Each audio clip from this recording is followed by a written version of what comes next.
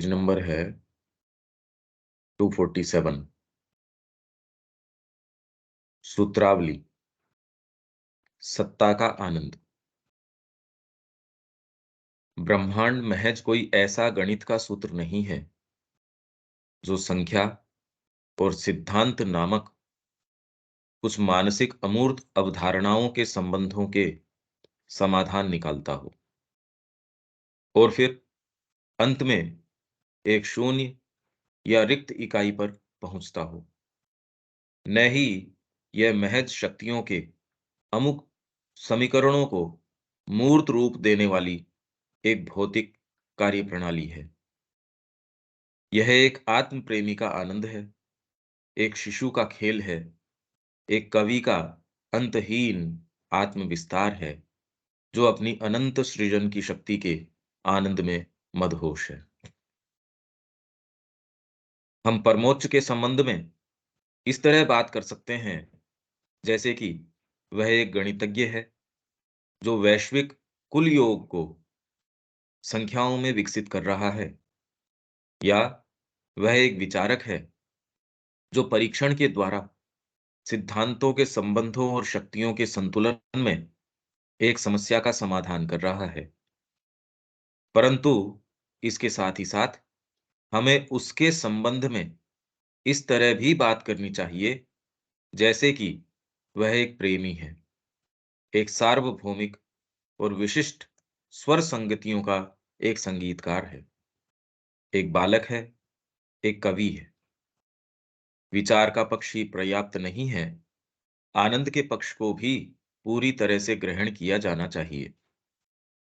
विचार, शक्तियां, सत्ताएं, एग्जिस्टेंसेस, सिद्धांत केवल खोखले सांचे हैं जब तक कि वे ईश्वर के आनंद की श्वास से भरे न हों।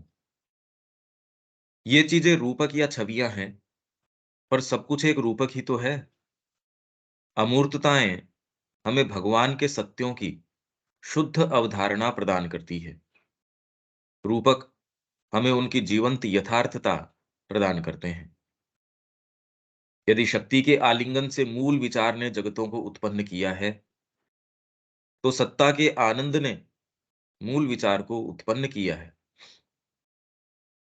क्योंकि अनंत ने अपने आप में एक असंख्य आनंद की कल्पना की, इसलिए अनेकानेक जगत और ब्रह्मांड अस्तित्व में आए। सत्ता का आनंद काल में सीमित नहीं है, यह अनादि और अनंत है। परमात्मा एक रूप से निकलता है दूसरे रूप में प्रवेश करने के लिए। आखिर भगवान क्या है? एक शाश्वत उद्यान में एक शाश्वत खेल खेलता एक शाश्वत शिशु। इसको अपन शुरू से शुरू करते हैं कि कितना हम इसका क्या बना सकते हैं। इसमें मोटा मोटा क्या कह सकते हैं दीपक इसके बारे में?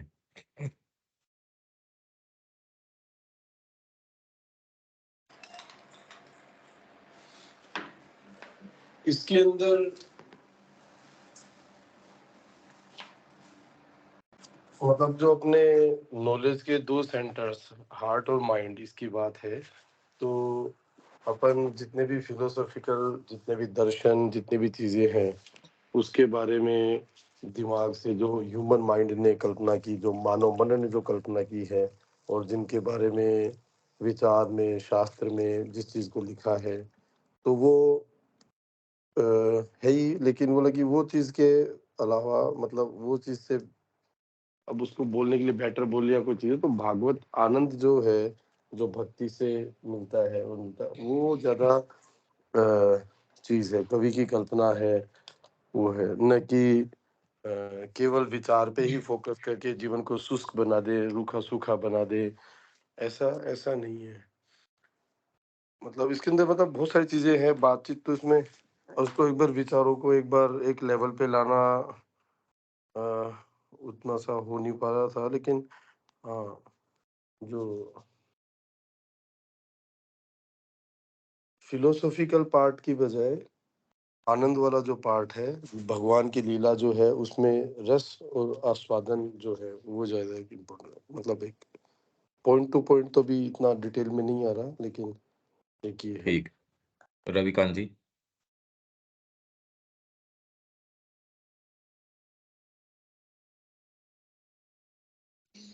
ये ब्रह्मांड की व्याख्या की गई है, जैसे ये कहते हैं कि हम वैसे गणित का कोई सूत्र नहीं है, एक एक लाइन करके इसकी व्याख्या की जाएगी, क्योंकि बहुत विस्तार से ब्रह्मांड के बारे में बताया गया। तो अगर नेट शेल जैसे गणित का कहते हैं ना कि 2 दूनी 4 है, 4 दूनी 8 है, इतनी दूरी पे होगा, इस तरह का होगा, ये साइज होगा, ये ऐसा होगा, ये ब्रह्मांड को इस तरह से आप डिफाइन नहीं कर सकते। तो कुल मिला के ये टोटली में ये बताया गया कि ब्रह्मांड जैसा हम सोचते हैं वो नहीं है, सब कुछ ही ब्रह्मांड है। इन्होंने बताया कि किस तरह से है, आत्म प्रेमी का आनंद भी वही ब्रह्मांड के अंदर ही है, शिशु का खेल भी ब्रह्मांड के अंदर ही है, कवि का अंतहीन आत्मविश्वास भी ब्रह्मांड के अंदर ही है, और जितनी भी सृजन हो रहा है पूरे ब्रह्मांड, जितना पूरे वर्ल्ड में, विश्व में, सारा कुछ ये भी एक ब्रह्मांड के अंदर ही हो रहा है। तो इसको इन्होंने डिटेल से श्री अरविंद ने एक फिलोसफिकल तरीके से समझाया है। तो एक एक लाइन पे हम आप जब समझाएंगे तब वो चीज क्लियर होगी। सब कुछ ब्रह्मांड है, कहने का तात्पर्य ये है। और अंत में जाके उन्होंने कहा है कि आखिर भगवान है क्या, यानी कि ब्रह्मांड है क्या। एक शाश्वत उद्यान में एक शाश्वत खेल खेलता है एक शाश्वत शिशु। मतलब जो हम खेल खेल रहे हैं या जो भी लीला हो रही है, ये भी सब ब्रह्मांड के ही अंदर में आता है। इस तरह से डिटेल में इसको समझाया गया और बहुत हाँ, ही नहीं, सही सही बात है, पर ब्रह्मांड भी अपने आप में कोई बहुत बड़ी चीज़ नहीं है। अच्छा। ब्रह्मांड कोई बहुत बड़ी चीज़ थोड़ी है। भई हमको ये इस तरीके का नज़र आता है, इसलिए हम ब्रह्मांड बोल रहे हैं। छिपकली के लिए ये कंसेप्शन है नहीं, तो मनुष्य से आगे ये कंसेप्शन रहेगा, ये क्या ज़रूरी है? भई हमारी इंद्रियों को गठन को एक चीज़ नज़र आती है। अगर ये गठन चेंज हो जाएगा, तो हमारे लिए ये चेंज हो जाएगा। तो ये तो परमात्मा ने अपने आप को कॉन्शसनेस के एक कोई भी स्पेक्ट्रम के अंदर जहाँ भी उन्होंने घनीभूत कर दिया, वैसी चीज़ बाहर नज़र आती है, चीज़ है ही नहीं। यही तो बात है जोरदार। यही तो इसमें कह रहे हैं कि खाली आनंद है सत्ता का, वो क्रिएट कर रहा है। यदि कोई फ्रेमवर्क के अंदर ये हुआ, ये तो लिमिटेड हो गया। और इसीलिए वो कह रहे हैं ये अनंत काल और देश और लास्ट के अंदर ये क्यों कह रहे हैं ऐसा? काल में सीमित नहीं है, ये अनादि और अनंत है। और अनंत वास्तव में अनंत है। परमात्मा एक रूप से निकलता है दूसरे रूप में प्रवेश करने के लिए, मतलब ये गुत्थियां क्या करें इस चीज का। हाँ जी, शब्या जी।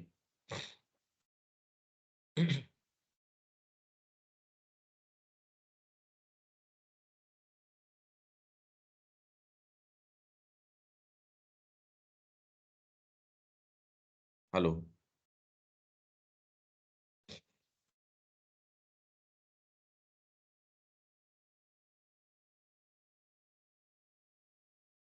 उनके साइड से कोई टेक्निकल इशू दिखता है, कोई नहीं। भाई अब इसको हम क्या कर सकते हैं इसका, ये पहले तो ये देखो। ब्रह्मांड मतलब भाई मनुष्य की जो चेतना वो ही ये देख रही है या नहीं है, ये तो कोई भी नहीं कह सकता। मनुष्य की नीचे की चेतना इसका वर्णन इस तरीके से नहीं करती। हमारे भी ब्रेन के ऊपर यदि चोट लग जाए, तो आपके लिए है या नहीं है का प्रश्न नहीं रहता। यदि आप कोमा की स्थिति के अंदर हैं, सांस ले रहे हैं, जीवित है, पर ब्रेन है, अगर वो डेड हो जाए आपका, तो ये भौतिक ब्रह्मांड की भी वजूद जो है, उसकी अस्तित्व मानता, वो नहीं रहेगी। तो कुल मिला के तो ये जिस तरीके का हमारा इंद्रियों का गठन है, उसमें ये हम ये कहते हैं ब्रह्मांड, ब्रह्मांड। और इसके अंदर भी एक चीज़ ये है कि जो सब्जेक्टिविटी है हमारी, उस तरीके की ऑब्जेक्टिविटी नज़र आती है। इसलिए यदि आप ये ब्रह्मांड की बात भी करो, तो भी एक कलाकार उस ब्रह्मांड में नहीं रहता, जिसके अंदर की एक व्यापारी रहता है, जिसके अंदर की दूसरा व्यक्ति रहता है। जो कामना वाला व्यक्ति है, वो कामना के संसार के अंदर निवास करता है, जबकि दूसरा व्यक्ति मतलब हर जने का अपना एक ब्रह्मांड है, अपना एक जगत है, अपना एक पूरा अपना ही क्रिएशन है। तो अब शुरू से ये सारों के अपने-अपने तरीके की खोज है, यार हम हैं कहाँ? ये है क्या ये सारी चीज़ें वास्तव में? तो अलग-अलग अप्रोच है। साइंस एक तरीके की अप्रोच करती है, फिर बाद में फिलॉसफी एक तरीके की अप्रोच करती है और कितने सबकी अपनी-अपनी अप्रोच है। और वो सारी अप्रोच भई क्यों फिर बाद में? खाली एकमात्र इन प्रश्नों के उत्तर लाइफ डिवाइन में दिए गए हैं, एक स्तर तक। क्योंकि अपने आप में कि ये पतन क्यों हुआ भई? आप उस अवस्था से यहाँ क्यों आए? तो उसके लिए वो कहते हैं वो एक था, बहू होने की उसके अंदर ये आई। क्यों आई? क्योंकि यदि आप इस क्यों को पूछते जाएँगे, इसका वास्तव में अल्टीमेटली कोई उत्तर नहीं है। भई उसके मन में आया, इसलिए हमने कह दिया उसका आनंद है इसके अंदर। बाकी एक्चुअल में आनंद होता क्या है, वो तो हमको प्राप्त करना है, ऊपर तो हम पढ़ के गए। तो ये जितने भी टर्म्स हैं, ये सारे मनुष्य ने कॉइन किए हुए हैं। हमारी ऊँची से ऊँची भाषा भी है। इसीलिए ये कह रहे हैं प्रतीक ही तो है सारी चीज़ें। इसमें यही तो कह रहे हैं भई सभी कुछ तो प्रतीक है। आप और मैं और दीपक सब हम प्रतीक ही तो हैं और क्या हैं। हम कोई चीज़ जो कैरी करते हैं, उसका हम एक प्रतीक हैं, सिंबल हैं हम। कोई रियलिटी है, उसका हम सिंबल हैं। तो वेद के अंदर पहाड़ है, नदी है, इन सब को भी प्रतीक के रूप में लिया है। अरे कोई चीज़ नहीं तो कैसे सिग्निफ़ाई करो? क्या कर रहा है एक पहाड़? नहीं ये तो निरर्थक है। अरे तेरे को ही तो निरर्थक लगता है। बाकी ये नदी क्या कर रही है? इसके अंदर ये भौतिक पूरा ब्रह्मांड कर क्या रहा है? भी पहले तो हमने ये मान लेते हैं भी ठीक है, ये इंद्रियाँ जैसा दिखा रही है उसके आधार पे, कुछ कोई चीज़ है, अब उसका हम विवेचन करना शुरू करें, तो किस आधार पे करें? तो भौतिक दृष्टिकोण, भई इसके अंदर ये हम कह रहे हैं नाम रूपात्मक सृष्टि है, एक रूप है और उसका नाम है। तो उसके अंदर फिर बाद में उसके घटक तत्व क्या हैं, उसके बीच की चीज़ें क्या हैं, इंटरैक्शन क्या है? गणित ये सारी चीज़ें आपको बताती है। गणित वास्तव में तो क्या है, आपने पहले कुछ चीज़ों का निर्माण किया, कुछ चीज़ मान लेते हैं, अपने आप में तो वो कोई है नहीं, नियम नहीं है। आपने कहा ये 1 है और 1 के अंदर 1 जुड़ जाता है, ये 2 हो जाते हैं। जब्कि जबकि प्रैक्टिस के अंदर या आपके व्यावहारिक अनुभव के अंदर एक व्यक्ति है, एक दूसरा व्यक्ति आ गया, इनका अंत परिणाम भौतिक रूप से 2 व्यक्ति हो सकते हैं। जैसे कृष्ण प्रेम वाली पुस्तक के अंदर ये है, कि आप भौतिक गणित से तो 1 और 1 2 कर देते हो, पर व्यावहारिक तरीके से कभी भी 1 और 1 2 नहीं होते। पर वो कहता है यार ये इन मेटाफिज़िक्स के अंदर मत जाओ। ये तुम फिलोसॉफ़िकल डिस्क्रिमिनेशन के अंदर हम नहीं जाना चाहते। ये देखो ये एक एक चीज़, एक ये दूसरी चीज़, बच्चे को ऐसे ही सिखाते हैं। एक लकड़ी ले आओ, दूसरा ले आओ। ये जब 10 लकड़ियाँ जोड़ दी, ये एक जो है टेंस बन गया।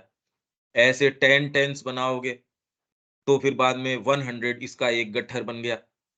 तो उसको पहले एस्टेब्लिश करी जाती है चीज़ें भी ये स्वीकार करो, तब इसके ऊपर हम ये चीज़ें गणित की चला सकते हैं। मूलतः यदि आप उसको स्वीकार नहीं करो, तो गणित ऑपरेट नहीं करेगी, गणित काम ही नहीं करेगी। तो आप मान लेते हैं हाँ, ये वाली चीज़। फिर कोई दूसरी चीज़ आती है, उसका खंडन करती है तो आप दूसरी चीज़ मान लेते हैं। आप यदि ध्यान दें, चिकित्सा के क्षेत्र के अंदर रोज़ नए जो हैं, पहले एस्टेब्लिश चीज़ें थी, उसका खंडन होता रहता है और नई आती है, वो अपने आप को ऐसे एब्सोल्यूट तरीके से सामने रखती है। कोई भी पद्धति, कोई भी चीज़ अपने आप को एब्सोल्यूट रूप के अंदर आपके सामने रखती है, नई चीज़ आती है, उसका खंडन कर देती है। तो हम अभी तक ये नहीं समझ पा रहे कि वास्तव में फिर क्या है? और अभी न ये समझ पा रहे कि इसके पीछे कोई ऐसी अनंत चीज़ है। तो ये फ़िलॉसफ़ी कोशिश करती है कि यार ये वाले सूत्र तो एक आया, दूसरे ने खंडन कर दिया, तीसरे ने उसके ऊपर उसको सुपरसीड कर दिया। तो एक कोशिश क्या करता है, गणित का सूत्र है, जिसके अंदर वो ये शुरू के अंदर कोई बिग बैंग की थ्योरी हुई इस गति से, तो आपको क्या पता बिग बैंग हुआ?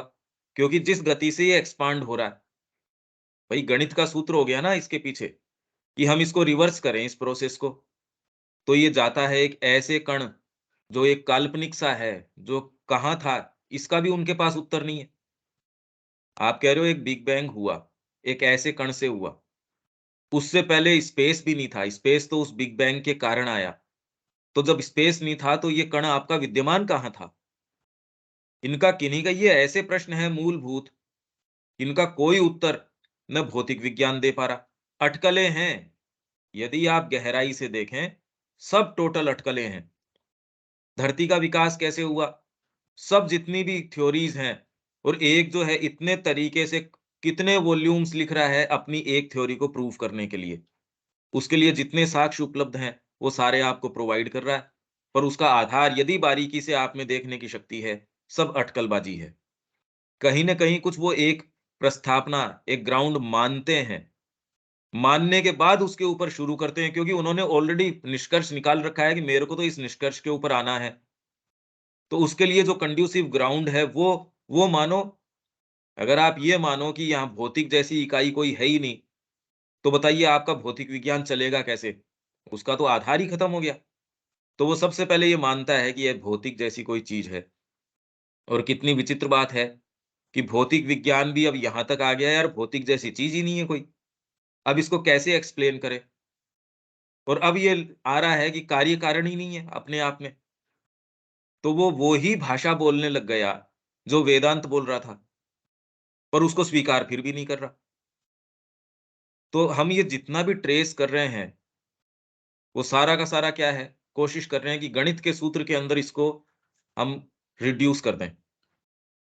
तो ये कह रहे हैं इतने एलिमेंट्स हैं भई, हमको बस ये कुछ एक गॉड पार्टिकल वो मिलना बाकी है, हम सारा बता देंगे आपको। ये कैसे बनी, ये चमत्कार आपके कैसे हो रहे हैं, हम उसका सूत्र दे देंगे आपको। तो ये कह रहे हैं ब्रह्मांड महज कोई ऐसा गणित का सूत्र नहीं है जो संख्या और सिद्धांत नामक सिद्धांत है।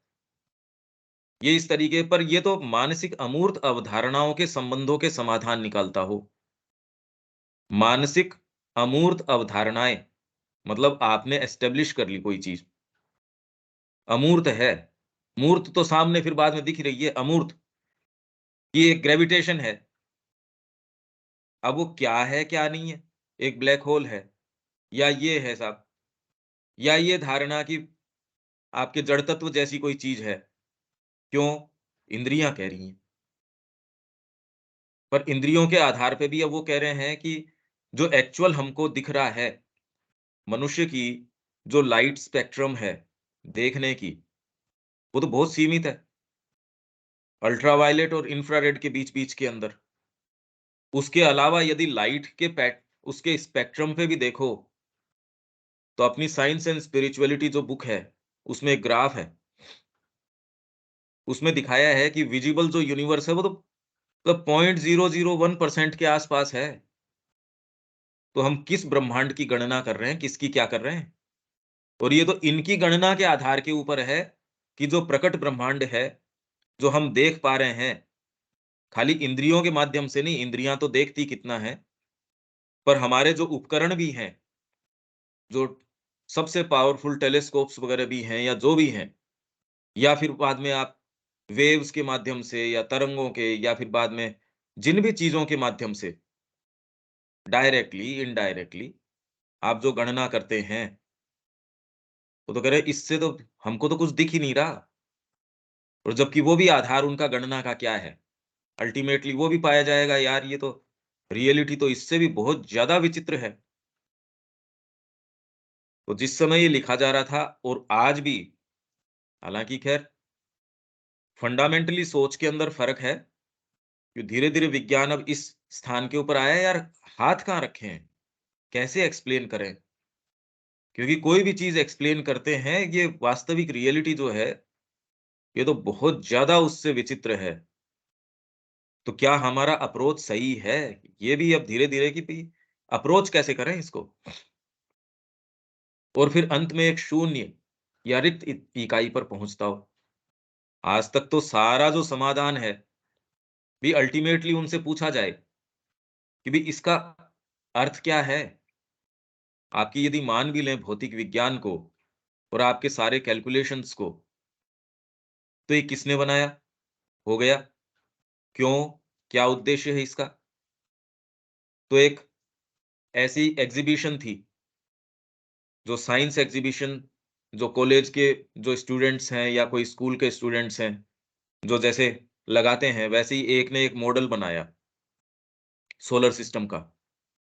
अपना जो सोलर सौरमंडल है, उसका एक बहुत बढ़िया, तो वैज्ञानिक कोई आए, उसमें से एक टॉप मोस्ट उस समय का वैज्ञानिक, उसको वो मॉडल बड़ा पसंद आया।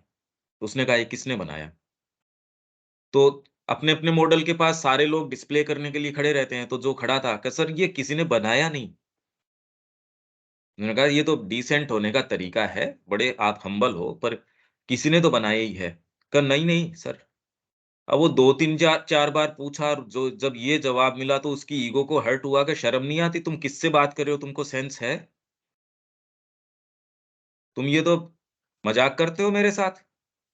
किसी ने बनाया नहीं, तो कोई चीज़ बिना बनाए बन सकती है क्या? तो उन्होंने कहा, "सर, यही तो हम बताने की कोशिश कर रहे हैं कि ये छोटा-सा मॉडल नहीं बन सकता बिना बनाए, और आप ये कह रहे हैं इस ब्रह्मांड के पीछे कोई चीज़ ही नहीं है। आप इसका एक्सप्लेनेशन इस तरीके से कर रहे हो कि ऑक्सीजन और हाइड्रोजन मिल गया और ये पानी यूँ ही बन गया। क्या कारण है? इन दोनों के अंदर ही पानी का गुण नहीं है, और आपके साथ वो पुष्टि कारक या वो कोई-सा भी इनमें से नहीं है। आप ऑक्सीजन ले लो तो इसके अंदर वो पानी का गुण नहीं है, ऑक्सीजन का अपना। हाइड्रोजन यूँ थोड़ी कंज़्यूम कर लोगे आप। इतनी ही मात्रा के अंदर ये क्यों? ये गणित का सूत्र कोई नहीं बता रहा। हाँ, इतना कर लो। प्रक्रिया की भी ये कोशिश कर रहे हैं, प्रक्रिया में भी ये धीरे-धीरे इस निष्कर्ष के ऊपर आ रहे हैं, भई कुछ भी कर सकते हो आप। जिस तरीके का माइंड का प्रेशर है, वैसे परिणाम आ जाते हैं।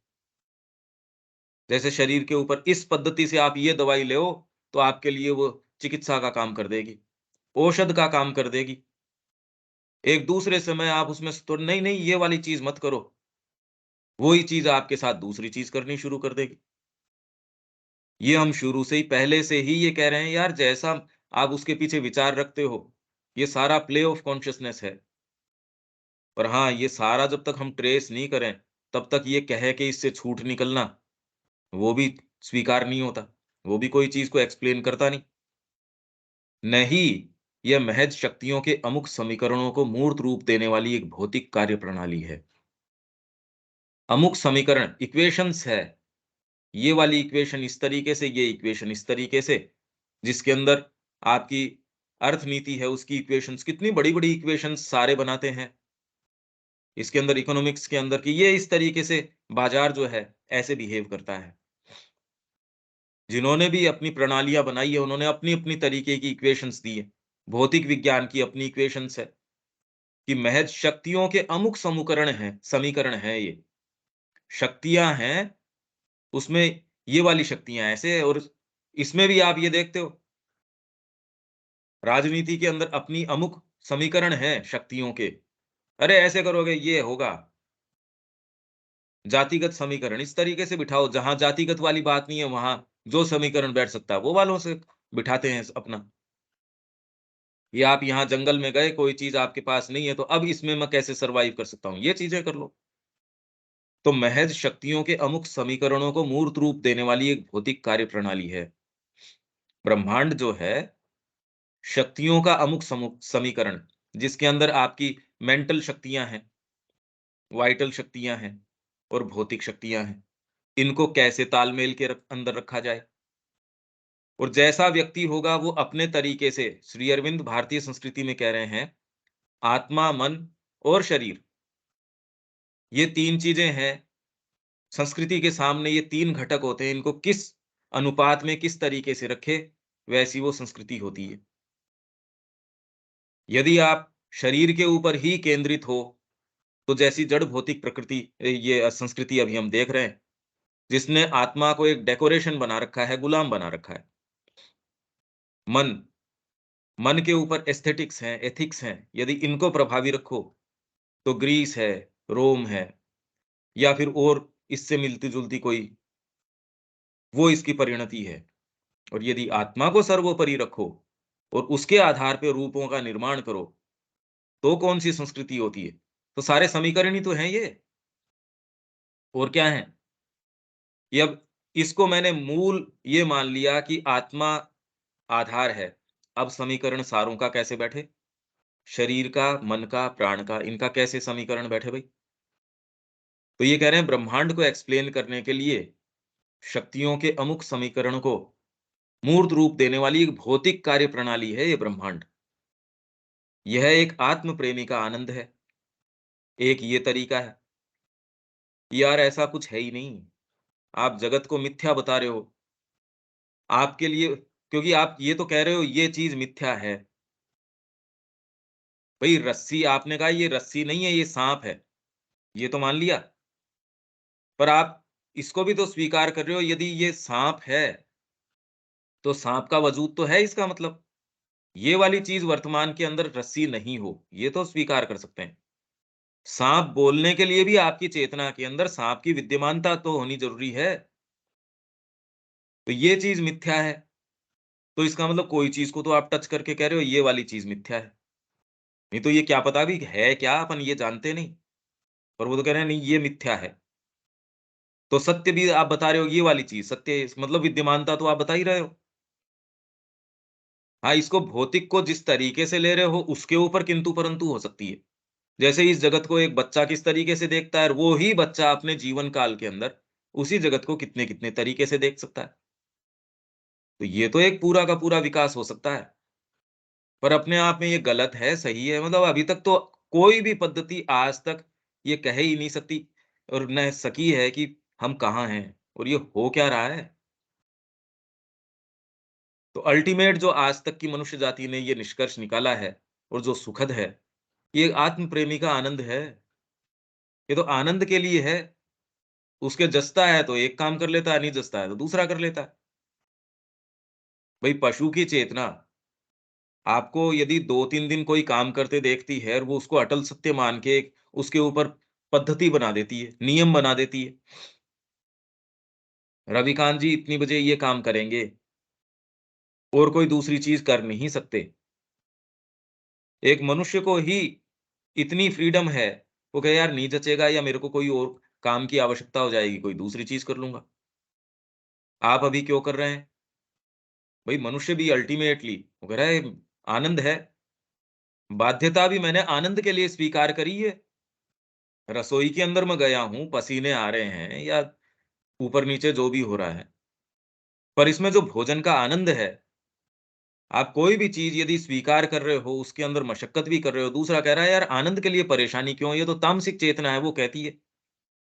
अभियान प्रिय चेतना भी ऐसे चीज़ के अंदर कि वहाँ मृत्यु तक भी पूरी की पूरी पॉसिबल है।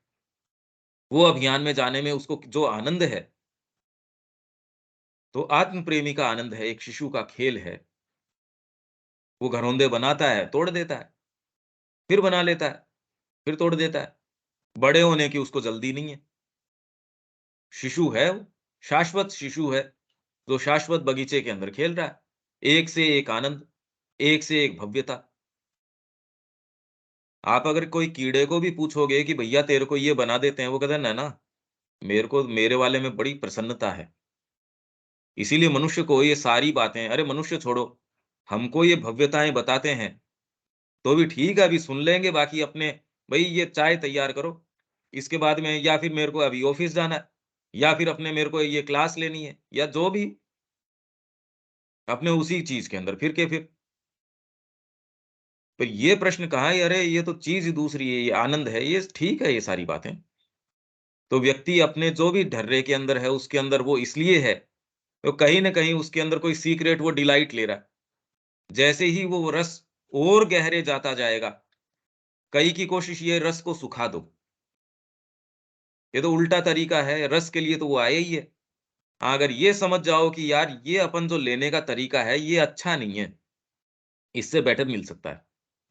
और यदि आप उसको बेटर दे दो उसको मुँह में थोड़ा-सा, "अरे! तू ये जो मीठा खा रहा है, इससे देख मैं तेरे को शहद खिलाता हूँ।" आपको दोबारा कहने की आवश्यकता नहीं है यदि उसको वो बेटर लगा है तो। यदि कोई ऐसी चीज़ है तो माँ श्री अरविंद के यदि हम कुछ करना चाहें तो एक ऐसी मूर्तिमान कोई चीज़ हो। इसीलिए वो कह रहे हैं कि श्री अरविंद के प्रति कृतज्ञता व्यक्त करने के लिए उनकी शिक्षा के मूर्तिमान डेमोन्स्ट्रेशन यदि बनने, इससे बेटर कोई चीज़ नहीं हो सकती। नहीं तो कहते रहो, व्याख्यान करते रहो कि भई ये आत्म प्रेमी का आनंद है, ये है, चलता कोई है नहीं, क्योंकि आया नहीं। पर ये एक व्याख्या का, जिन्होंने भी इसको आनंद को अनुभव किया है, वो कह रहे, अरे! अब हम ये समझे हैं कि ये सारा जो प्रयास है, ये अभियान है, आत्म प्रेमी का आनंद है ये, शिशु का खेल है, कवि का अंतहीन आत्म-विस्तार है, संगीतकार है, भले दूसरे बोर होते रहो, उसको फ़र्क नहीं पड़ता, उसने तो इम्प्रोवाइज़ेशन अपने शुरू कर दिए, उसमें अपनी रागदारी शुरू कर दी। 2 घंटे बीते, 3 घंटे बीते, उसको तो अच्छा इतना समय हो गया। आप इतने लीन हो जाते हो और वास्तव में संगीत सभाएँ, अब तो संगीत सभाएँ क्या, पहले वो कह रहे तसल्ली से रात को बैठते थे, अर्ली मॉर्निंग तक गा रहे हैं, बैठने वाले बैठ रहे हैं। ये तो रवीन्द्रनाथ टैगोर ने वो कथा बताई वो मछुआरों की, सब अपना काम पूरा निपटा के रात को आए, कोई बैठने की कोई बहुत अच्छी कोई ऐसी सोफिस्टिकेटेड व्यवस्था नहीं, आराम से बैठे हैं, वहीं धूल के अंदर बैठे हैं। सामने एक स्टेज बनाया हुआ है, स्टेज भी कह रहे फटे-पुराने शामियाने, जिसके अंदर लाइटिंग-वाइटिंग की कोई एज़ सच व्यवस्था नहीं, खाली लालटेन जो है, 2, 4, 5 लालटेन जला रखी है, जो भी उनके पास। रात को थोड़ा मीठी-मीठी जो है ठंड है, उसमें ठिठुर के सहारे पर बिल्कुल प्रेम से बैठे हैं उसके अंदर। दूर गीदड़ वगैरह की आवाज़ आ रही है, मतलब जंगल का परिवेश है। कोई उसके अंदर वो कोई सोफिस्टिकेशन की बात नहीं है, ऐसे के अंदर जो मुद्दे उसके अंदर आ रहे हैं। वो कह रहे हैं नाटक के प्रसंग के अंदर उसमें गीत भी चल रहा है, संगीत भी चल रहा है, तो उसके अंदर हास्य परिहास भी चल रहा है, सब उसमें चल रहा है। और उसमें कोई ज़रूरी नहीं उनको रस आ रहा है, वो कोई उसके फिलॉसफी में जा रहे हो। अब क्यों जाना चाहिए फिलॉसफी में एज़ सच? मेरे को इसमें रस आ रहा है। मैं ठाकुर जी की मूर्ति का आस्वादन कर रहा हूँ, सामने खड़ा हूँ कि यार ये इनके पोर-पोर में ब्रह्मांड है, ये है, वो कह रहा है मैं चंदन लगा रहा हूँ, इसमें आनंद आ रहा है। इनके पोर में ब्रह्मांड है या किसमें ब्रह्मांड है, मेरे को कोई मतलब नहीं है इस बात से। उस व्यक्ति को यदि आप ये गणित के सूत्र हैं या कोई भी उसका भैया तू तेरे पास रख, मेरे को इसकी आवश्यकता नहीं है। तो उसके अंदर उसके क्रम में वो ये आया कि वृंदावन के अंदर प्रवेश वर्जित कर दिया गया एक व्यक्ति का। ये अभियोग लगा के कि तू चोर है। उसने कहा मैंने चोरी करी? मैंने तो कोई चोरी नहीं करी। फिर बाद में उसकी तलाशी ली गई। मतलब ये पूरे का मंचन हो रहा है। तलाशी ली गई तो बगल के अंदर से उसकी एक गठरी निकली। वो गठरी स्वत्व की थी, मैंपन, कि ये लेके नहीं प्रवेश कर सकते आप इसमें। तो उन्होंने कहा संवाद के क्रम में ऐसे-ऐसे ऊँची सी ऊँची चीज़ें वो व्यक्त करी गई। आनंद है उसका सारे एकटक उसके अंदर। हर साल रामलीला आप देख रहे हो और आनंद है आगे क्या प्रसंग आने वाला है। अब आपको कोई क्या समझाए मतलब भागवत के अंदर जितनी बार पढ़ते हो उतना नया आनंद आता है। इस आधार पे कि ये तो पता है और इसके अंदर जाएँ। क्या चीज़ अभी इसमें? अंतहीन आत्म-विस्तार है ये। ये आनंद जब एक बार आना शुरू हो जाए तो आप क्रिएट कर सकते हो। तो ये संस्कृति ने इसी चीज़ को टारगेट किया और ऐसी चीज़ें भौतिक निर्माण क्योंकि साइकोलॉजिकल निर्माण तो व्यक्ति के साथ चला गया। आप क्या जानो वो व्यक्ति क्या था, क्या नहीं था। पर भौतिक निर्माण भी ऐसे हैं जो सारी अब मनुष्य जाति वर्तमान की वो कल्पना नहीं कर सकती। इन्होंने किया क्या? कैसे? एक-एक मंदिर को इन पहाड़ काट के बना दिया। ये तो संभव नहीं है मानव जो कैपेसिटी है उसके लिए। हमारे पास मशीनें हैं तो भी हम ये नहीं बना सकते। तो उन लोगों के पास क्या टेक्नोलॉजी थी? वो अपने मानवीय तरीकों से सोचते हैं। कालिदास के लिए ग्रंथ लिखे जा रहे हैं कि ये एक जने की कृति नहीं है।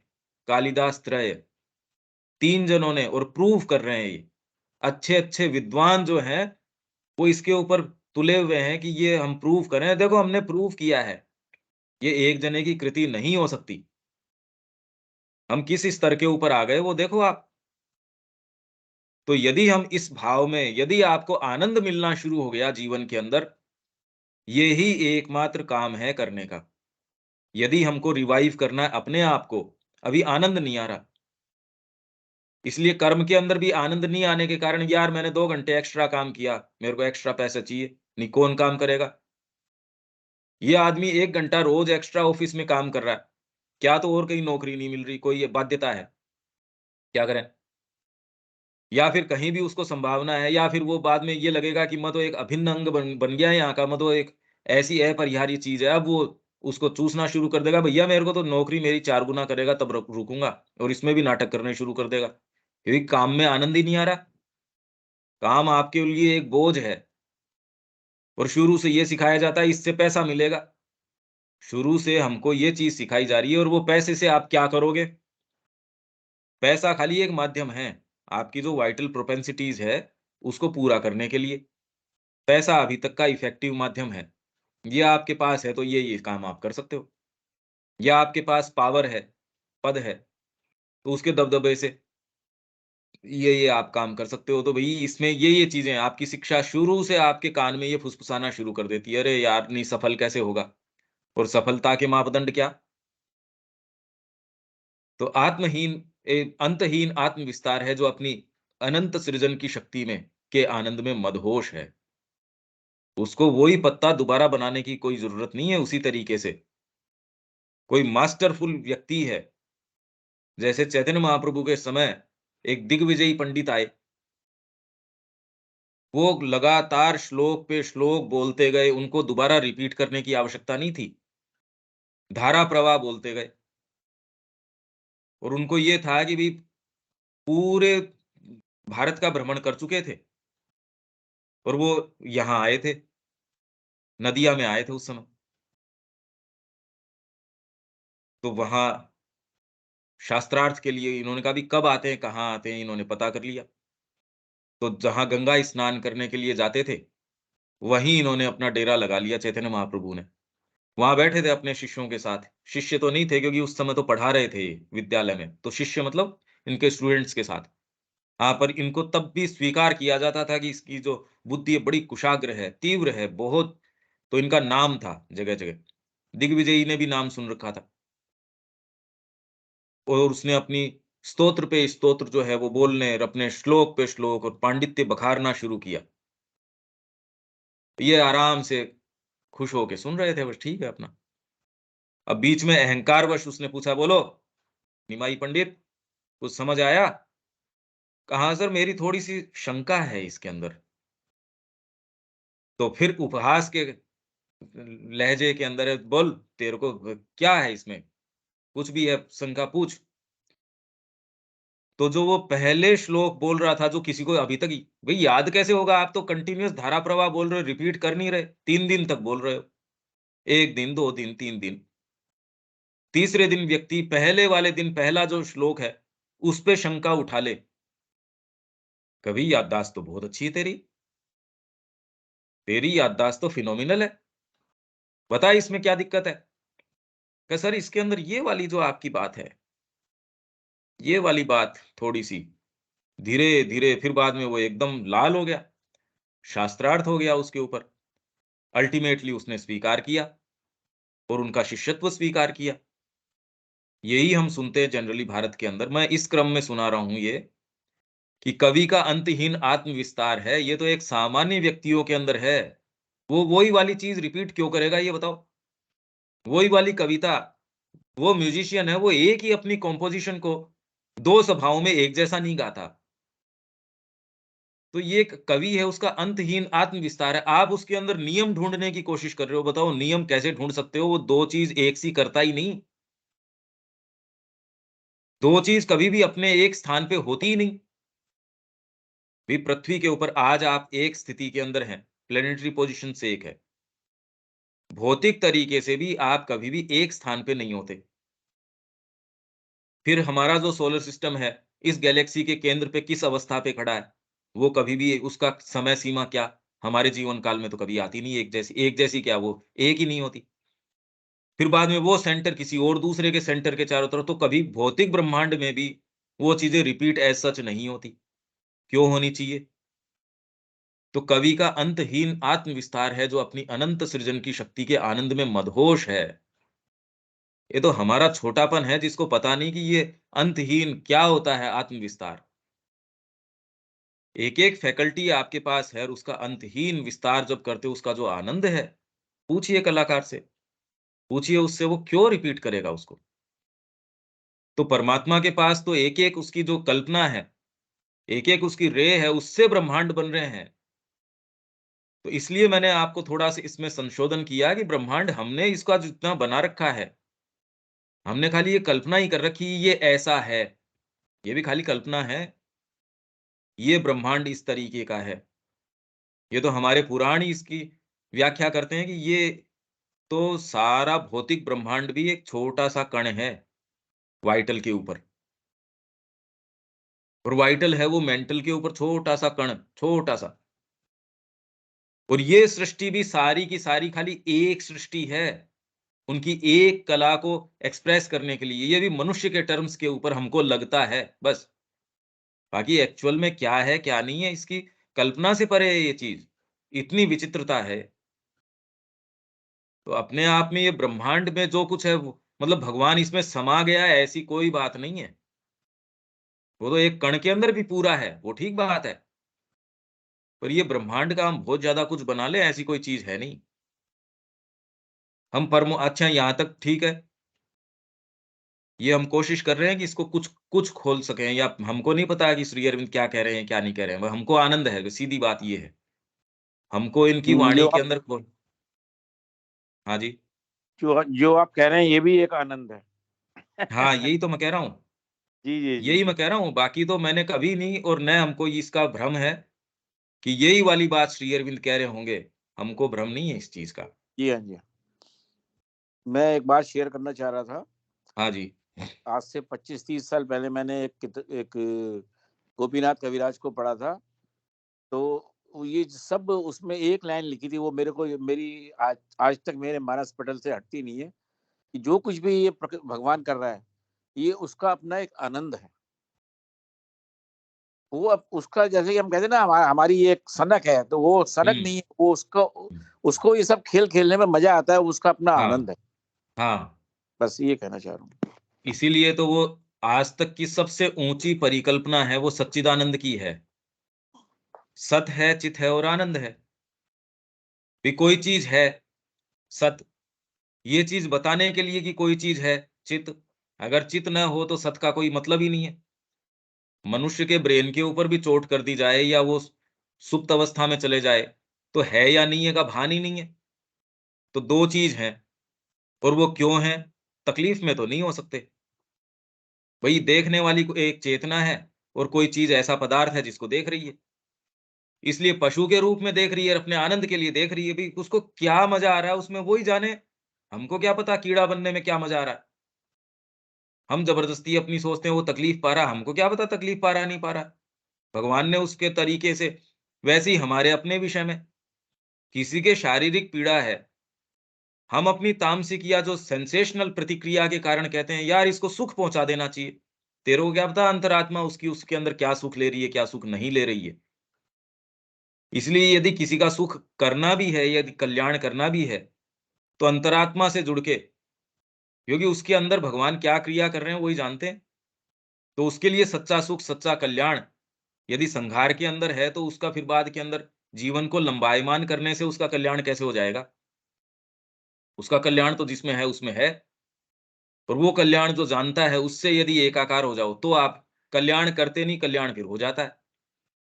तो ये सारा खेल आनंद का है, और आनंद हमको भी अब तक तो आया नहीं। ये तो ऊपर श्री अरविंद कह रहे हैं कि अब तक हमको प्राप्त नहीं हुआ है, क्योंकि खाली आत्मतुष्टि ही प्राप्त हुई है, आनंद नहीं प्राप्त हुआ। तो ये तो एक टर्म ऐसा है, जो हमारे जो अग्रणी लोग हैं, वो कह के गए हैं भी इस तरीके का है, हम भी मान रहे हैं। और ये मानने में हमको ज़्यादा आनंद आता है, बजाए इसके कि इसको कहें नहीं, नहीं आनंद के लिए नहीं है, वैज्ञानिक कहता है इसके लिए है। अब तकलीफ पा रहे हैं वही उस तेरे एक्सप्लेनेशन में। भई हमको यदि भ्रम में ही रहना है, तो ऐसा भ्रम क्रिएट करो ना जो अच्छा लगे। ऐसा भ्रम क्यों जिसमें तकलीफ होती हो। हम परमोच्च के संबंध में इस तरह बात कर सकते हैं, जैसे कि वह एक गणितज्ञ है। ये रुख हैं, ये अपनाए जा सकते हैं, जो वैश्विक कुल योग को, एक कुल योग है सारा, वैश्विक कुल योग है। योग मतलब जोड़, एक टोटल सम है, एक योग, जड़, जोड़। योग ये वाला योग नहीं, कुल योग है, टोटल अमाउंट है जी। टोटल अमाउंट कितनी है? कुल योग मेरे पास ये है साहब, ये है कुल समान सामग्री, ये है, इससे जो बनाए सो बना। तो वैश्विक कुल योग एक उसको लगता है कि ये मेरे सामने चीजें हैं, इनको वो संख्याओं में विकसित कर रहा है कि इसके मैं इंटर रिलेशनशिप्स जान लूं, इसमें से मैं क्या जान लूं, इसका पता लगा लूं। तो वैश्विक कुल योग को संख्याओं में विकसित कर रहा है। एक ऐसा गणितज्ञ है, कुल योग को संख्याओं में, उसको जचे तो क्या दिक्कत हो रही है? या भी संख्याओं में आपके जो सांख्य है, संख्या ही तो है वो। सांख्य क्या कर रहा है? सांख्य मतलब सांख्य की एन्यूमरेशन, गणना कर रहा है कितने तत्वों से चीज बनी है। तो ये कुल योग है सारा का सारा, गणनात्मक तरीके से ये है। तो जितनी भी योग की पद्धतियां हैं, वो लगभग गणना को तो स्वीकार करती है। हाँ, इंटरप्रिटेशन की जहां तक बात है, वो फिर अलग अलग अपनी अपनी है। हाँ भाई, ये रूम तो ऐसा है, हाँ हम ये मान रहे हैं, पर अब इसकी व्याख्या जो है, या ये, हाँ ये एक नियम है, एक पार्टी एक व्याख्या करेगी, दूसरा दूसरी, पर जो मूल बात है उस पे हाँ हम ये इसको तो स्वीकार कर रहे हैं। तो संख्याओं में विकसित कर रहा है, या एक विचारक है जो उसके पीछे सोचता है यार ये बात क्या है। अगर विचारक न हो तो वो ये चीजें समझ नहीं सकता कि आपके पास, यदि आप कह रहे हो कि भौतिक ही चीज है, भौतिक सुख साधन ही एकमात्र चीज है, तो जिनके पास है वो तो अभी तक वास्तव में कोई सुखी नजर नहीं आते। तो जितना ही आप चिंतन करते हो, चीजों के पीछे देखते हो, तो जितना ही आप पीछे देखते हो, उतना ही आप इन शक्तियों के जो उसके पीछे कार्य कर रही हैं, भाई, चाहे आप इकोनॉमिक्स के पीछे देखते हो कि कैसे चीजें काम कर रही है, आप राजनीति के पीछे लोगों का व्यवहार देखते हो और उसको एनालाइज करते हो, तो आप कहते हो भाई ये चाणक्य है, इसको इस चीज का सेंस है, इस चीज को, इस व्यक्ति को हायर कर लो जी। तो अपने अपने चाणक्य सबने हायर कर रखे हैं। कोई दूसरा किस चीज की जो है चीजों को आकलन कर लेता है, या वह एक विचारक है, और कोई इन सारों के पीछे यार आज तक ये चल क्या रहा है। धरती के ऊपर ये चीजें तो अभी तक आई नहीं। अगर हम फ्रांसीसी क्रांति की बात करें तो ये विचार के रूप में ही तो है, और इससे पीछे का विचारक ये देखता है यार इसके ऊपर न तो समानता के ऊपर ये ट्रायंगल है वो खड़ा हो सकता, और न स्वतंत्रता के ऊपर खड़ा हो सकता है, ये तो भ्रातृत्व के ऊपर खड़ा हो सकता है। ये विचार है, पर ये और गहरा विचार है कि ये ऐसे नहीं हो सकता। जो परीक्षण के द्वारा सिद्धांतों के संबंधों और शक्तियों के संतुलन में एक समस्या का समाधान कर रहा है। परीक्षण के द्वारा सिद्धांत परीक्षण कर लिए कि मनुष्य जाति अब तक तो करती आ रही है, जिसको जनतंत्र कहते हो, वो नहीं हो सकता, क्योंकि आपने समानता का मापदंड ये कर लिया कि सारे ही, सबका वोट बराबर ही मायने रखता है, पर सारे समान है ही नहीं, तो इससे जनतंत्र कभी आ सकता नहीं।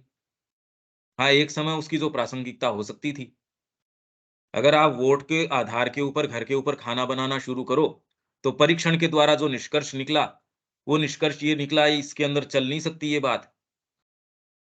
शासन तो ये है कि एक मजबूत आदमी जिसमें कैपेसिटी हो, पौंडीचेरी आश्रम चल सकता है क्या बताओ? इन किन्हीं भी चीजों के आधार पे। तो आप ये कहे यार ये परीक्षण तो मनुष्य जाति ने करके देख लिए सारे के सारे, भौतिक रूप से भी करके देख लिए, चिकित्सा के क्षेत्र के अंदर कर लिए, सहारों के अंदर कर लिए, पर जोरदार बात है कि हम अभी भी इनकी जो चीजें हैं वो समझ नहीं पा रहे, क्या निष्कर्ष है, क्योंकि चिंतन नहीं है। तो एक वो विचारक है जो सिद्धांतों के संबंधों और शक्तियों के संतुलन में एक समस्या का समाधान कर रहा है। एक समस्या है कि मैं एक निश्चेतना के अंदर आ गया, एक समस्या का समाधान हो रहा है कि इसके अंदर जब तक चेतना में आरोहण नहीं करोगे, उसी स्तर के ऊपर बरतते रहोगे, तो इस समस्या का समाधान नहीं हो सकता। तो श्री अरविंद ने कहा कि इसमें इनग्रेन्ड है ये, कि इस स्तर की समस्या है, वो दूसरे के ऊपर असेंड करोगे, वहीं जाके आप टैकल कर सकते हो, उससे पहले आप टैकल नहीं कर सकते। यही बात हमने कहा कि जब पशु सिक्योर ही तब हुआ जब मनुष्य आया, वैसे ही मनुष्य सिक्योर तभी हो सकता है वास्तव में जब इससे आगे की चेतना आएगी। ये तो हम कुछ दिन पहले बात करके गए ही हैं। तो ऐसी बहुत सारी समस्याएँ हैं। अल्टीमेटली जो समस्या, मूल समस्या जो यहाँ है, वो है चेतना की, कि कैसे वापस वो चीज़ लाई जाए। तो इन सारों के अंदर सिद्धांतों के संबंध हैं, आपस में उनके कोरिलेशंस हैं, इंटर रिलेशंस हैं, शक्तियों के संतुलन, उनके बैलेंसिंग है, उनका समीकरण आपको बिठाना है। सारा समीकरण ही तो बिठा रहे हैं जीवन के अंदर, और कर क्या रहे हैं? यार इस चीज़ से ये लाभ है, और उस लाभ में भी ये देखते हो इसमें पैसे तो मेरे को थोड़े फालतू मिल जाएँगे, पर परिवार के साथ समय नहीं बिता सकूँगा, तो मेरे को ये पैसे नहीं चाहिए। आपने एक समीकरण बिठाया। एक दूसरा समीकरण आपके अंदर थोड़ा-सा आत्मा का भी इनपुट आ गया, आप कह रहे यार ये वाली चीज़ तो कर देंगे, इसमें ये वाली चीज़ भी आ जाएगी, ये वाली तो छूट जाएगी, ये मेरे लिए ज़्यादा कीमत रखती है। आप जिस चीज़ की ज़्यादा कीमत रखते हो, समीकरण उस तरीके से बैठना शुरू हो जाता है। तो एक समस्या का समाधान चल रहा है। हमारा जीवन भी वैसा ही है, परंतु इसके साथ ही साथ हमें उसके उसके ब्रैकेट के अंदर, ये जो है ना, इन्वर्टेड कोमास के अंदर, संबंध में इस तरह भी बात करनी चाहिए, जैसे कि वह एक प्रेमी है। क्योंकि इन बातों में तो कुछ आया नहीं, कि हम एक समीकरण को बिठा रहे हैं, हम ये समाधान बिठा रहे हैं। ठीक है, इसीलिए जो 6 अंग हैं इसके, अलग-अलग, वो पूर्ण वेद के जो ये जितने अंग आए, वो यही तो कोशिश कर रहे हैं। इस तरीके से जिसमें न्याय है, वैशेषिक है, ये सारे के सारे सांख्य हैं, पूर्व मीमांसा है, उत्तर मीमांसा है, वेदांत है। ये कोशिश कर रहे हैं। अपने तरीके से पूर्ण सत्य है, उसको एक कह रहा है न्याय के तरीके से, एक सांख्य के तरीके से, एक वेदांत के तरीके से। तो ये सारे तरीके हैं और वेद में पूर्ण है। परंतु इसके साथ ही साथ हमें उसके संबंध में इस तरह भी बात करनी चाहिए, जैसे कि वह एक प्रेमी है, एक सार्वभौमिक और विशिष्ट स्वर संगतियों का एक संगीतकार है। एक अच्छा संगीतकार भी कितने-कितने साज के बीच में कितना वो बनाएगा, जिसमें हर साज कैसे बोल रहा है, कैसे ट्यून होना है। मूल जो उसकी जो एक जो भी कंपोज़िशन है, उसके आधार पे चलेगा। क्योंकि इसने तय कर लिया ये वाली राग है। अब इस राग के अंदर जो भी इंस्ट्रूमेंट है वो ऐसे चलेंगे। जब एक के अंदर इसकी अभिव्यक्ति इसको लगेगा हाँ, इसमें आनंद आ रहा है, और वो भी आनंद वो तो इम्प्रोवाइज़ किसी भी क्षण कर सकता है। उसको रोक लेगा क्या कोई? बाकी ताल हैं, तबले हैं और सारे तो साजिंदे हैं। वो तो हेल्प करेंगे उसको, वो नियम थोड़ी बना देंगे। ऐसे ताल बज रही है इसलिए ये इसने गाया, उल्टा है। उसके जैसे मन करेगी, वैसे सूत्र चेंज कर देगा, पानी का सूत्र और कुछ कर देगा, उसको कोई दिक्कत है क्या इस बात में कि यही वाले इतने ही एटम या इतने ही मॉलिक्यूल या यही होने ज़रूरी हैं? आप व्याख्या करते रहो, पता चलेगी आपकी जो पद्धतियाँ हैं, कुछ समय बाद में बिल्कुल धराशायी होके गिर गई। उसको नहीं जच रही, उसने अपने संगीत के अंदर एक नई चीज़ ले आया वो। अब वो अकोमोडेट करते रहो ताल तबले वाले सारे, क्या दिक्कत हो रही है? एक बालक है, एक कवि है, विचार का पक्ष ही पर्याप्त नहीं है, आनंद के पक्ष को भी पूरी तरह से ग्रहण किया जाना चाहिए। विचार, शक्तियाँ, सत्ताएँ, एक्जिस्टेंसेस, सिद्धांत केवल खोखले साँचे हैं। यदि आप संगीतकार को जब संगीतकार नज़र नहीं आ रहा, आप विवेचन कर रहे हो इन चीज़ों का, कहाँ से कर लोगे? इसीलिए श्री अरविंद कह रहे हैं कि यदि आप जादूगर के जादू में उसमें, उसकी चेतना में प्रवेश नहीं करते, तब तक आप इस चीज़ को समझ नहीं सकते। आपको कभी इन चीज़ों का पता नहीं चल सकता। तो खोखले साँचे हैं ये। और वो कह रहे हैं कि मैं कह रहा हूँ यू स्टार्ट एंटरिंग, आप खाली एंटर करते हो, आप जानना शुरू करते हो। जब आप जादूगर की मैजिशियन की कॉन्शसनेस में प्रवेश करते हो, तो आप शुरू करते हो चीज़ों को समझना। तो इसलिए हमारे लिए आइडियल एटीट्यूड ये है भी माँ से पूछ लें, और वो जो करवाएँ वही ठीक है। उसमें आनंद है, उसमें एक्चुअल में आनंद है, और ये तो इसमें तो आप में से कोई भी मना नहीं करेगा, आप कहेंगे हाँ भी बात तो यही ठीक है। और जितना ही हम वो कर पाते हैं, ये बारीक खाँचे हैं, हेल्थ के खाँचे, स्पेशली तो ये हेल्थ तो लाचार ही कर देती है। या पैसे नहीं कमाएँगे तो ये काम कैसे चलेगा? जीवन में ये फैकल्टीज़ नहीं होंगी तो कैसे काम चलेगा? अरे यार, काम तो तुम्हारे इस कारण चल रहा है, ये सारा ब्रह्मांड तुम्हारे काम चलाने से चल रहा है।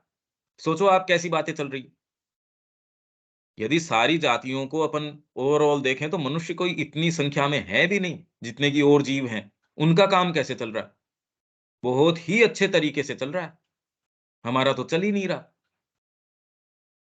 तो ये यदि समझ में आ जाए हमारे, यार ये खाँचे हैं, ज़बरदस्ती के हैं।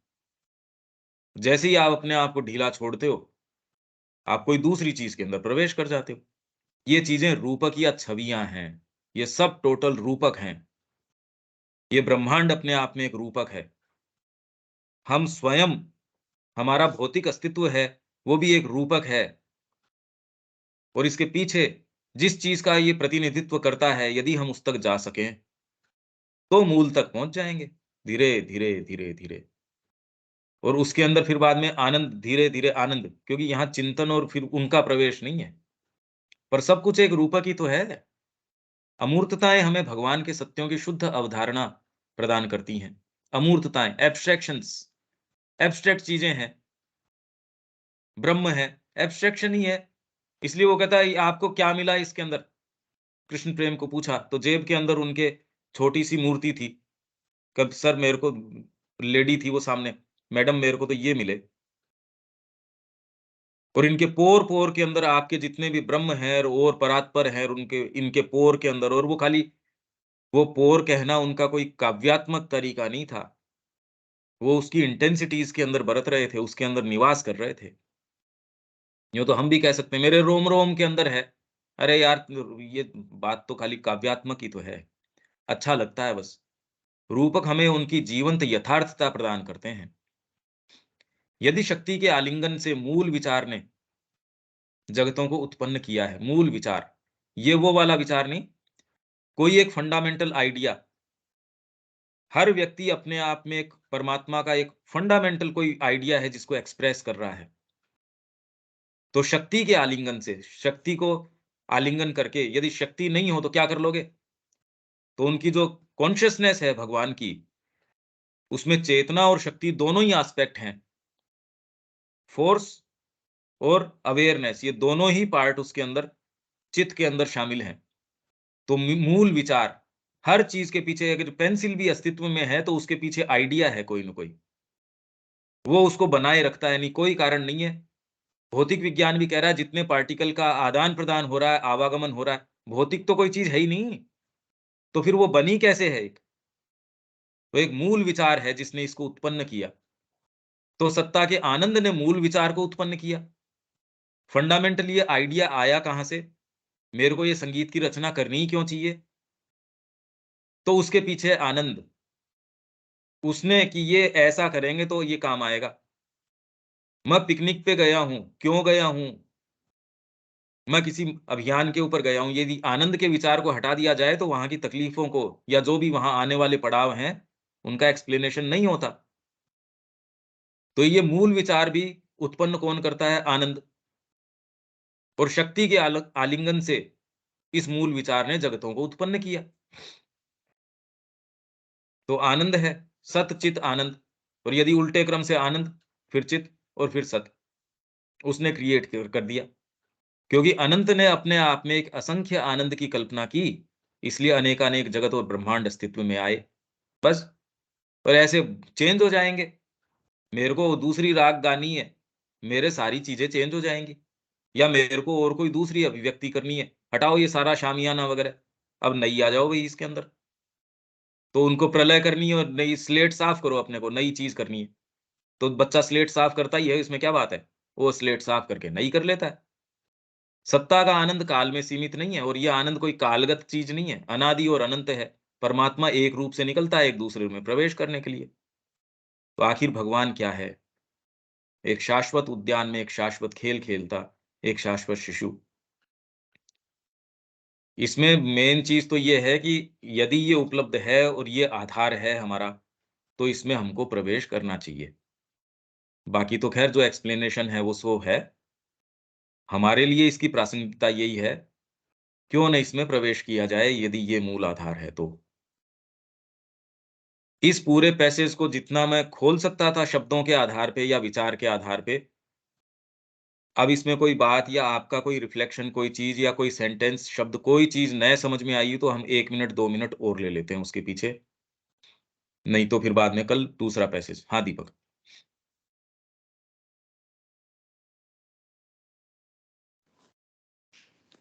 नहीं तो वैसे तो मेंटली तो आइडियाज में तो सब ठीक है ही, लेकिन वैसे क्या चीज़ है वो तो चीज़ कुछ कह तो सकते नहीं इसके बारे में। हर चीज़ के अंदर अपन वो नेगेशन, इति इति और नीति नीति की बात है। और हाँ, मेंटली ये है कि भाई खाली दिमाग लगा के कोई चीज़ें जिसको अपन शाश्वत को, एटर्नल को पकड़ना चाहें, तो वो उससे हमेशा ही बाहर निकल जाता है।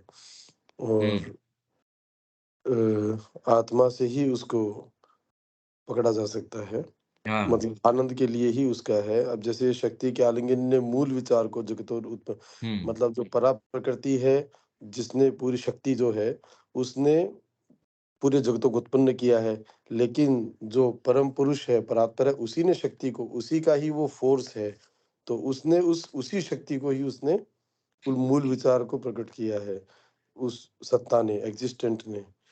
तो अब ये ही एंड शी वाली 2 बात है, वो वाली भी बात इसमें है।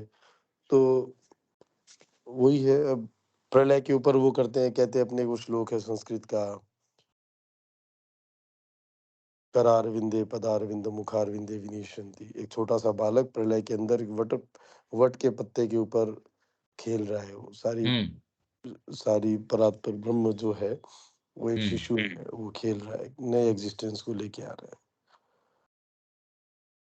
अब वो आनंद वाली बात है, आनंद, वो आनंद से ही सारे काम होते हैं। कोई काम के अंदर अपने को आनंद नहीं आ रहा है, कोई भी मतलब एक कोई भी लोएस्ट लेवल से लेकर के हाईएस्ट लेवल तक अपन कोई बात करें, तो वो अप्लाई सब जगह होती है। वो फ़ॉर्मूला, वो चीज़ है, वो अप्लाई सब जगह होता है या नहीं होता है, वो भी चीज़ नहीं देखने की है। इसीलिए होता है क्योंकि उसके इन्ग्रेन्ड है आनंद, बिना इनग्रेन्ड उसके है, बिना इन्ग्रेन्ड है उसके। वो। हाँ, वो तो तो आप प्रकृति आनंद के जाने-अनजाने लिए। उसको खोज रहे हो, हाँ, हाँ।